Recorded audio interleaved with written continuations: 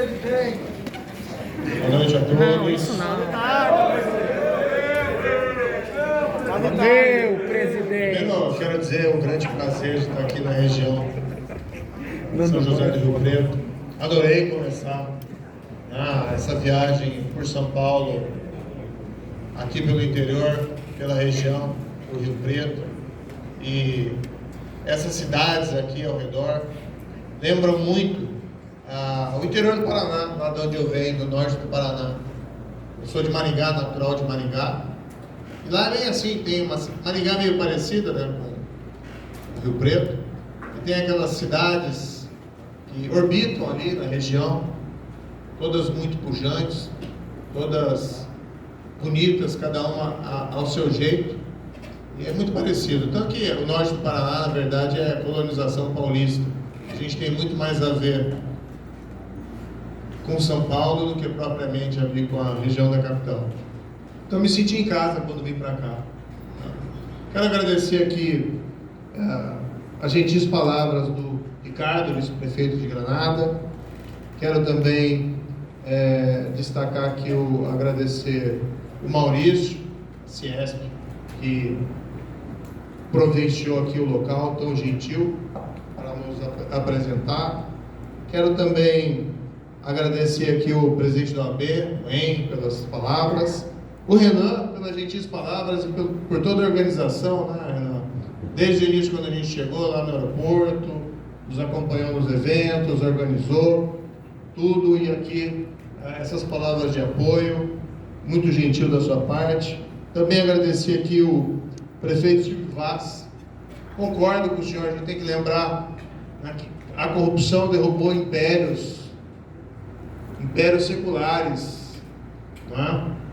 E a gente vê como esse tema é antigo na humanidade, né, na nossa história, e como esse tema é tão importante. E às vezes hoje a gente negligencia e fala, não, o brasileiro não está ligando para isso. Liga sim, porque a gente tem essa história e a gente sabe como isso nos prejudica. Também agradecer aqui a Alessandra, presidente do Podemos Mulher, Adelaide, nossa candidata aqui também a deputada federal. Um cumprimento especial à Renata. A Renata é uma guerreira. Eu até apelidei ela uma época, a Renata é o nosso tratorzinho, mas no fundo ela é uma guerreira. E ontem a gente estava conversando mesmo, porque desde que eu entrei no Podemos, a gente foi como pintar um alvo, né, no partido e na Renata. E ela sendo corajosa. Renata, tem uma vantagem. Você não está sozinho. Tem muita gente aqui com você. E 2, tem um velho ditado que diz que os deuses favorecem os ousados. E a gente precisa, sim, dessa ousadia, né, para a gente reconstruir esse país. Na mesma linha, cumprimentar aqui o deputado Arthur, pré-candidato ao governo do Estado, também com essa pujança, com essa juventude, mas aliada à maturidade. Realmente, mudança, a gente precisa mudar. A gente está vendo aquelas mesmas coisas, aquelas mesmas propostas, e de fato, muitas vezes, o governo do Estado de São Paulo sendo utilizado como uma escada, né, para um cargo maior, como se não bastasse ser governador de São Paulo, como se isso fosse alguma coisa menor. E São Paulo, sim, tem toda essa pujança econômica, essa locomotiva do país, precisa ter realmente uma atenção especial, um olho voltado a esse estado. Vejo aqui, né, não só o pessoal do Podemos. Quem são os filiados do Podemos aqui? Levanta a mão. Simpatizantes? Vários. Tem o pessoal aqui do Vem Pra Rua, doutora Lília, né, quero agradecer. Estivemos ontem no hospital de base de Rio Preto, formidável, né, fiquei impressionado. É o maior hospital do interior do país, acho que o segundo do país em número de atendimentos, demonstrando a pujança do interior. Quando a gente fala interior, às vezes a gente tem uma impressão errada, que a gente imagina algo assim, meio mal construído, alguma coisa meio precária, E tem aqui Rio Preto demonstrando exatamente o contrário. Uma referência no país, não só a cidade, mas uma referência de um centro de excelência médica. Esse tipo de serviço médico que a gente tem que levar para o Brasil inteiro, para os remotos rincões desse país, porque nem todo o interior é tão rico como o interior de São Paulo. E a gente sabe que falta lá, por exemplo, no Nordeste, falta lá no Norte, às vezes falta até de São Paulo, aqui no interior. Mas mostra aqui o hospital de base como a gente pode ter sim serviço médico de excelência no interior do país, desde que as coisas sejam feitas do modo certo. Cumprimentar a pessoa da doutora Lilian, veio para a rua que recentemente colocou expressamente que vai apoiar o nosso projeto. Eu venho para a rua, ele sempre teve essa característica de ser um movimento que não apoiava candidato. Aliás, se você queria ser candidato, você tinha que sair do movimento. Mas acho que percebendo o momento que o país se encontra, que é um momento de risco, começou a adotar uma postura diferente. Olha, esse é um momento decisivo. E fez aqui uma aliança com o nosso projeto.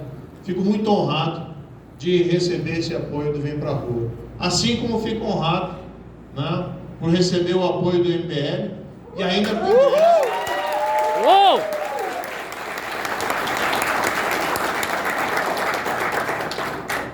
ingresso de integrantes do MBL aqui dentro do Podemos, fortalecendo essa parceria. E a gente vê que aquelas pessoas que estavam lá desde 2014, eu me sinto um pouco pai, viu? Tanto do MBL como do Vem Pra Rua. Claro que vocês têm todos os méritos, mas eu participei disso, indiretamente. Eu estava lá. Os jornalistas aqui presentes não vão falar que eu estava lá, eu não estava secretamente, não. Apenas ali foi causei indiretamente a criação desse movimento. E é muito apropriado que hoje estejam com a gente. Hoje estejam com a gente. A gente tem que encarar esse desafio. De fato, eu estava passando uma temporada no exterior, olhando o Brasil, desde que eu saí do governo, cargo de Ministério da Justiça. Você falando lá, olha, ele enfrentou os desafios da Lava Jato, largou a magistratura, porque tinha um sonho, tinha uma chance de dar certo. E era importante abraçar essa oportunidade. Eu não queria 10 anos depois olhar para trás e pensar que não tinha feito tudo que eu podia.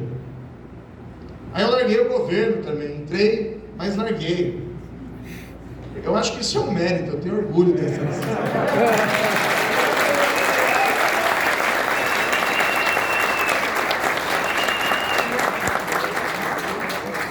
Podia estar lá, como ministro da Justiça até hoje, mas não seria o mesmo. Porque está morrendo, né, doutor? Isso aqui já dá muita tentativa de muita gente. Pois é. Tem que ter muito Deus no coração, se não tiver. Mas enfim, eu saí. Falando assim, e agora eu estava lá fora, estava no exterior, estava trabalhando, e fui convidado pela Renata, também pelos senadores lá do Paraná, em comitiva. A gente se encontrou algumas vezes aqui no Brasil, depois que eu saí do Ministério da Justiça, me convidaram. Eu falei, puxa, eu vou pensar, vou ver o que vou fazer. Queria passar um tempo um pouco mais tranquilo, porque tinha sido uma carga pesada, desde 2014. Mas chegou aquele momento que a gente tem que encarar como missão. O país, não quero ser um pouco dramático demais, mas acho que o país está realmente numa encruzilhada muito difícil nesse ano de 2022. E tem uma chance, tem mais do que uma chance, mas a gente tem que encarar esse desafio. A gente tem que ter aquela ousadia que a gente estava falando, ousadia de encarar o desafio. A gente vai enfrentar um ano de 2022 muito difícil, de dificuldade para a população. Hoje mesmo o Banco Central elevou os juros para 10,75. A economia já não vai bem, está estagnada. Claro que você sempre encontra ali alguns nichos de prosperidade, mas em geral ela não vai bem. E essa elevação dos juros significa que a gente está entrando numa provável recessão. Tá? Parece que o governo vai tentar fazer tudo para disfarçar, porque afinal é ano eleitoral, mas as nuvens estão se acumulando. Não só aqui no Brasil, infelizmente, também lá fora. O cenário internacional começa a mudar. Então vai ser um ano muito difícil. E vai ser uma eleição muito complicada. Porque a gente tem essa polarização, esses extremos que se alimentam um do outro, fomentam ódio entre eles e entre os brasileiros. Aquela divisão, nós e eles, amigo, inimigo, como se a gente não tivesse mais coisas em comum do que diferenças, como se o papel da política não fosse, na verdade, de construir pontes e não de construir muros entre as pessoas. Então vai ser uma eleição difícil, tá? E todos nós aqui, todos aqueles que aderirem ao projeto, se preparem, tá? Vai ser uma guerra. Vai ser uma guerra e nós somos alvos dessa guerra. É claro que a gente não vai baixar o mesmo nível dos nossos adversários, a gente vai ser firme. Tá? O terreno moral elevado é nosso. A gente tem condições de colocar o dedo na cara deles, porque a gente sabe o que eles fazem de errado, a gente sabe o que eles fizeram de errado, a gente sabe que o governo do PT teve os maiores escândalos de corrupção da história do Brasil, o mensalão e o petrolão, que não adianta um tribunal vir e dizer coisa diferente, que a gente sabe qual que é a verdade. Quem foi favorável à Lava Jato aqui?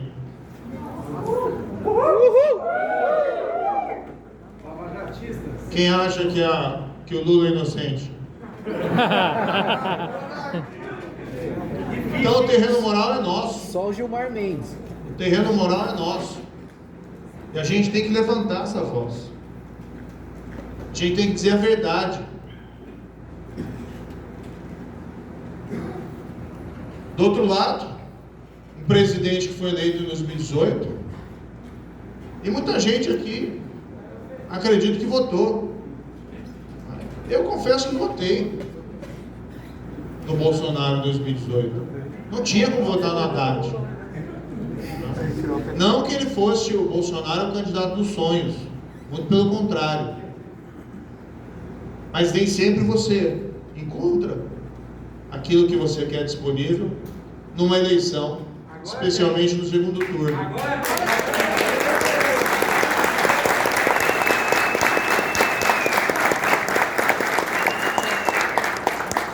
Por isso que o nosso trabalho é dessa alternativa. A gente tem que dar alternativa à população brasileira. Essa é a nossa responsabilidade. É a gente mostrar que o país pode ser diferente. E foi eleito o Bolsonaro, com todas aquelas promessas, e foi largando, foi abandonando, uma por uma. Combate à corrupção? Esqueça. Uma nova política, uma política diferente, o rompimento com o fisiologismo, o rompimento com o centrão. No fundo ele abraçou o centrão. No fundo ele mesmo disse que ele é o próprio centrão. Eu não quero generalizar, tem gente boa em todos os partidos políticos, inclusive nesses partidos que muitas vezes são qualificados dessa forma. Mas ninguém está ali por coerência, está ali normalmente por oportunismo. E é diferente do que o presidente prometeu. A gente viu o errático do governo durante essa pandemia. Acho que não consigo encontrar ninguém que consegue defender a postura do governo federal e do presidente durante essa pandemia. E as pessoas sabem disso. Sabem que o governo errou, sabem que o governo não mostrou compaixão, e isso é importante. precisa ter compaixão pelas pessoas. Isso revela verdadeiramente o que você é. Se você não consegue demonstrar nem compaixão pelas pessoas durante uma pandemia, meu amigo, você tem um problema. E agora está nos entregando, assim como o PT, uma recessão. Espero que não seja uma recessão, mas no mínimo a gente está em estagnação econômica. No mínimo a gente está vendo aí que o desemprego não cai da forma como nós gostaríamos que caísse. E tende a voltar a subir. E a gente está vendo as pessoas passando fome. Cada estado tem um cenário diferente. Tem lá fila dos ossos. No sertão tem gente caçando lagarto para sobreviver. Não é esse o país que a gente quer. A nossa responsabilidade, nosso projeto, junto com o Podemos, junto com o Vem Pra Rua, com o MBL e com todo mundo, porque essa é uma casa aberta, com todo mundo que quiser nos apoiar, tem que ser um projeto da retomada do crescimento, um projeto da retomada do emprego, do aumento da renda dos trabalhadores e dos empresários e de todo mundo. Nós temos que reconstruir o caminho da prosperidade nesse país. Esse é o foco principal desse projeto. Não se engane. Muita gente nos critica e diz: não, só fala em combate à corrupção. A gente sabe que não resolve os problemas do Brasil com prisão. Embora de vez em quando uma prisãozinha funcione muito bem. Mas olha, o nosso foco é a retomada do crescimento econômico. Mas a gente vai fazer isso com responsabilidade, tanto fiscal como social. A gente não resolve o problema da economia dando um cheque branco para o presidente da República. A gente já viu isso antes. Isso acabou na recessão de 2014 e 2016. Porque não existe cheque em branco. O cheque em branco está sacando diretamente do contribuinte, do brasileiro, do trabalhador, do setor produtivo. E quando se diz que vai começar a cair picanha do céu, a gente sabe que não é verdade. A gente sabe que a gente tem que reconstruir a economia e voltar a crescer com emprego e renda, com um projeto sério, com responsabilidade. A gente precisa retomar as reformas. Há quanto tempo a gente discute algumas reformas e a gente não consegue fazer? O Brasil parece incapaz de fazer aquelas reformas necessárias para voltar a crescer. Isso não é acaso, não. Não é porque a gente é burro e não sabe o que a gente tem que fazer. A gente sabe exatamente o que a gente tem que fazer, mas a gente não consegue, porque o país virou um país de privilégio. O país virou um país do regime especial.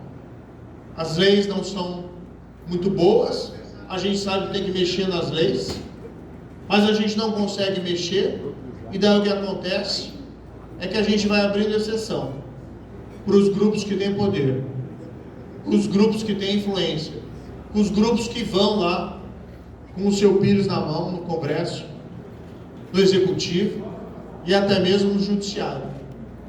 E é aquela ideia de república, de democracia, que o governo tem que ser para todo mundo, isso vai se perdendo. A gente precisa reconstruir essa república. A gente precisa voltar a crescer, sim, mas a gente precisa ter um país no qual a lei valha para todo mundo, a qual não exista ninguém acima da lei. Um dos sintomas disso é o que a gente está vendo, o desmantelamento do combate à corrupção. Não é só o Lula que teve a condenação cancelada. Foi Eduardo Cunha, Foi o Sérgio Cabral que teve uma. Não foi solto porque tem lá mais umas 10. Mas não duvido. O presidente até mais, não devolveu, né? O caixa saiu da empresa, era só devolver o dinheiro. Para saúde, para educação. Precisava os dois, na verdade, né? Assim, quando você viola a lei, você tem que sofrer as consequências.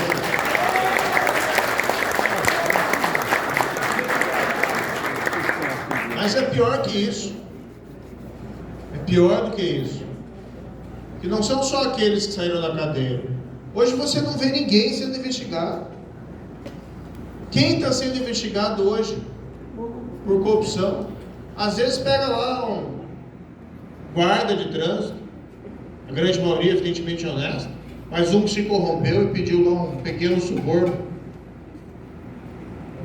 Esse a lei, quando pega, cai com todo rigor. E não consegue um habeas corpus lá no Supremo Tribunal Federal.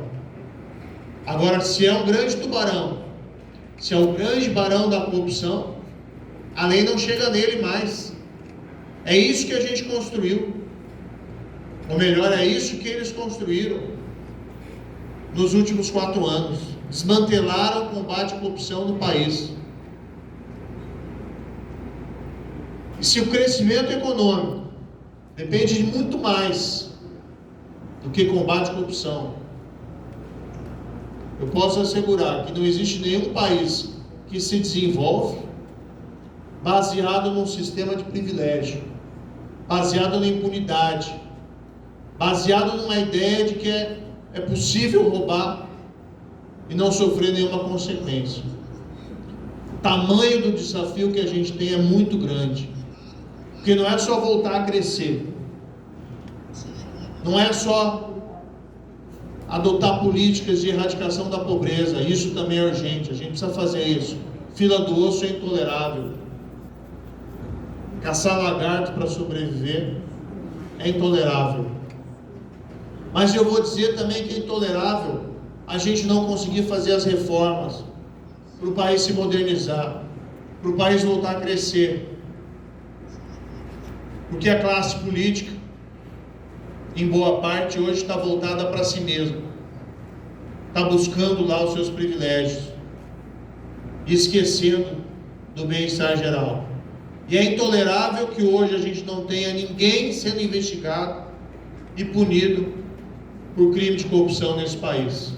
Não é esse o país que a gente quer para os nossos filhos. Eu quero chegar na minha casa, como todo brasileiro, e poder dizer para o meu filho que roubar é errado. E mostrar para ele o que acontece quando alguém faz isso, ainda que seja uma pessoa poderosa. Hoje eu não consigo fazer. Hoje eu não consigo fazer porque eu não encontro exemplo. E quando eu olho para o cenário, é desanimador. Mas a gente pode mudar esse jogo, assumindo alguns riscos, tendo coragem. Mas a gente gosta de coragem. E o melhor é que a coragem é contagiante. Quando você assume o risco, quando você dá o passo necessário, aquele medo que muitas vezes você tinha desaparece. E é normal ter medo. Esse é um sentimento natural. O erro é quando a gente deixa se dominar pelo medo. O erro é quando a gente olha hoje e pensa que é inevitável Lula ou Bolsonaro em 2022. Não é. Não é. Agora a gente, para mudar esse quadro, tem que ter ousadia, tem que ter coragem, tem que deixar o medo de lado, tem que tirar aquele grito abafado no seu peito de indignação com tudo isso que está acontecendo. A gente consegue sim mudar esse país. Eu aceitei esse convite e me filiei ao Podemos. Hoje a gente está aqui, em terceiro lugar nas pesquisas. E o pessoal às vezes critica, mas está em terceiro lugar ainda? Calma, eleição em outubro. Mas a gente já está lá.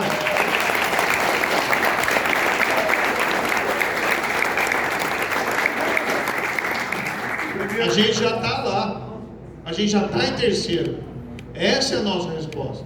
Terceiro não, nós estamos em segundo, né, gente? A partir de hoje, cada um daqui vai sair falando.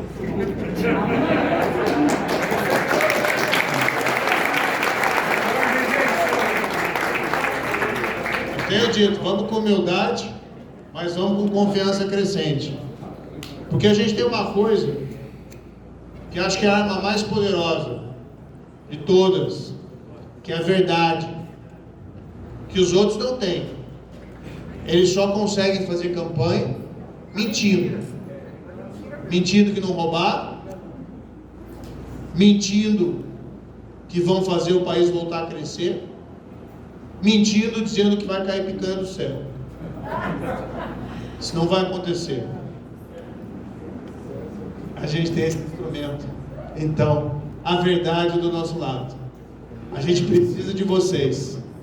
Vamos todos juntos, que a gente vai ganhar essa parada. Muito obrigado.